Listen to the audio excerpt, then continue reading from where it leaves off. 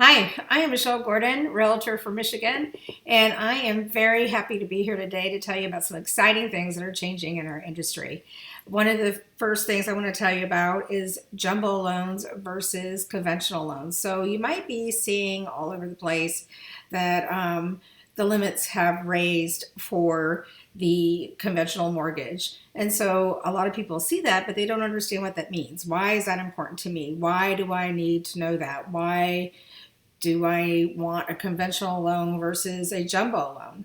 So, for instance, um, a conventional loan is a loan that Fannie Mae and Freddie back, and so Fannie Mae and Fannie Mae and Freddie Mac by law have to purchase all single-family home loans that fit um, uh, into this conforming loan type product. Okay, so they have the law that states that they have to buy these. And so for them to buy them, there's all kinds of regulations and guidelines. If you fall into those regulations and guidelines and you can get that kind of conforming loan, a conventional loan, then usually it means you're a low risk and your credit scores are good and there's a lot of other things. So then your interest rate is probably less money, your loan costs are less money. So a lot of people want to get into that conventional conforming loan because it usually financially makes sense. Not all the time, but most of the time. And so when you go into the jumbo loan, that means that you no longer fit into that box. And so if you don't fit into that box, you might have money, you might have a good job, but you're buying something way out of their limit and they don't want to buy that loan. So then you have to do something called a jumbo loan. Not all lenders or banks do jumbo loans. And so you, you want to know that you can purchase more now with a conforming loan and you don't have to go into the jumbo loan. So our limits for Michigan that just changed for a single family home is $510,400. You can buy a 2-unit duplex, side by side, whatever you want to call it, and use a conforming conventional loan up to $653,550. You can buy a 3-unit. We call it 3-family in our world. The loan world calls it units. We call it families. So you could do a 3-family home, a 3-unit home for $789,950, and you can go up to 4 families on this or 4 units. And the top number here in Michigan is $981,000 and $700,000. So not all states have the same limits as we do. Depending on where you are, it's going to vary. So if you're watching this and you don't live or reside or going to purchase in the state of Michigan, you want to contact a realtor in your area to tell you what your limits are there. And so I was doing a little research and I can't find a time that the limits ever decreased. I could go all the way back to 2002 when I first started real estate, where either they kept them the same or they increased. So a little trivia, did loan limits ever decrease? Tell me if you know about it. But anyway, that's a little bit of information about the jumbo loan and the conventional loan. They're going to ask you for all the same questions. They're going to ask you for your proof of income. They're going to look at your credit score and your history. They're also going to look to your debt to income limit. All those same questions are going to be asked of you to apply for a jumbo loan as you will be asked on a conventional loan.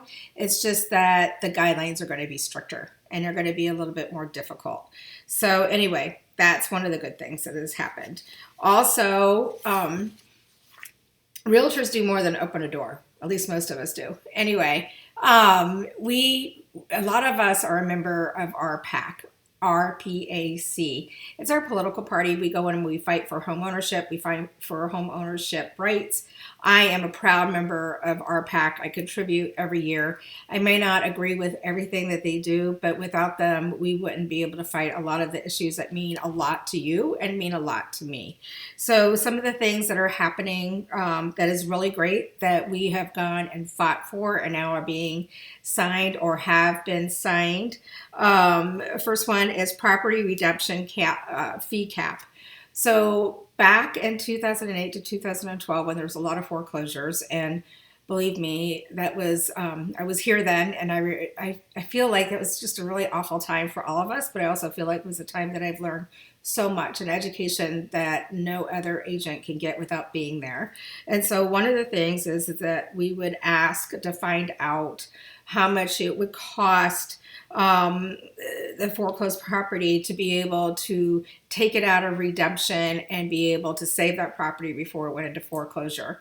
And so someone would figure out that number, and someone would be a servicer to be able to do that. They would charge so much money to be able to even get that done. It put the homeowner that's already devastated not be able to even afford that. So they capped that to $200. So that's really awesome. So someone should get paid for their time.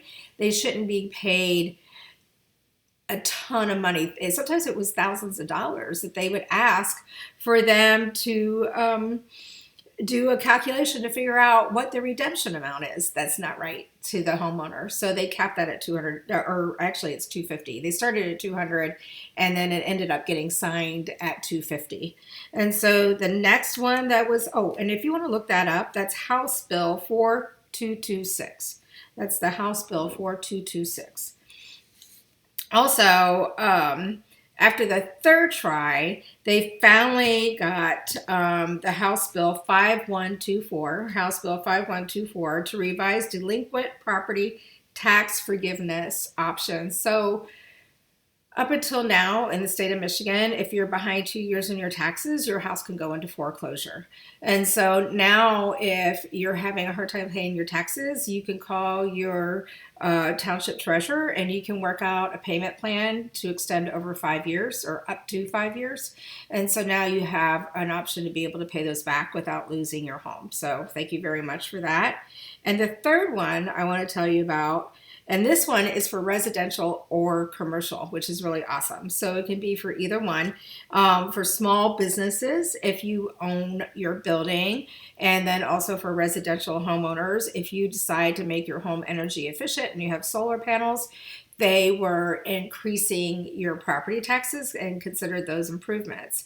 And so the bill number on this one is... oh, I don't have that bill number. I will put it in our comments when I find it. But this bill is to help residents and small businesses benefit by installing solar panels on their properties. Was signed into law, so when you put those solar panels in and you make your home energy efficient, they cannot raise your taxes for that improvement. And so we didn't want you to be penalized basically for doing the right thing and saving energy. So thank you for that too. So when you decide to put your house up for sale, know that when you are working with a realtor, you're working with someone that's fighting for you, your home ownership. It's not just all about the sale for us. We are fighting for you all the time. If you look for an agent that is a member of our PAC, if you look for an agent that furthers their education like I do, where I'm a certified residential specialist, all these things mean a lot to me. It's not just about opening the door and making a sale. It's about protection of homeowner rights and making sure that everybody gets to live that American dream, and to make sure that everybody gets a safe and warm place to live. And no matter the price of the home, no matter what it is, I'm here for you. So feel free to call me or text me, 616-443-0596. Michelle Gordon, the Gordon Group. I look really forward to your call or your text. And even if it's just a dream, I want to be part of the dream and to help you make it happen. So call me early so we can make a plan. Thanks so much. And I look forward to hearing from you.